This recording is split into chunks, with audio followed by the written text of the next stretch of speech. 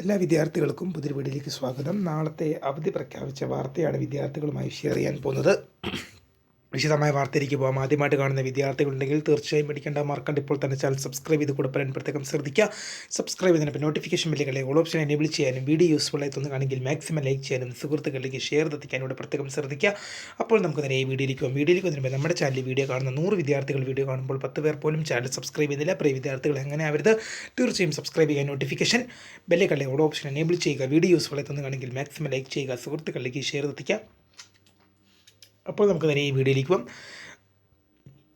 നാളെ സംസ്ഥാന വ്യാപകമായി ബലിപ്പെരുന്നാളോട് അനുബന്ധിച്ച് നാളെ പൊതുവിദ്യാഭ്യാസ വകുപ്പ് വിദ്യാഭ്യാസ സ്ഥാപനങ്ങൾക്കെല്ലാം അവധി പ്രഖ്യാപിച്ചിരിക്കുകയാണ്. അതായത് ബലിപ്പെരുന്നാളോടനുബന്ധിച്ച് നാളെ ജൂൺ 17 അവധി പ്രഖ്യാപിച്ചിരിക്കുകയാണെന്ന് വിദ്യാർത്ഥികൾ ഓർത്തിരിക്കുക.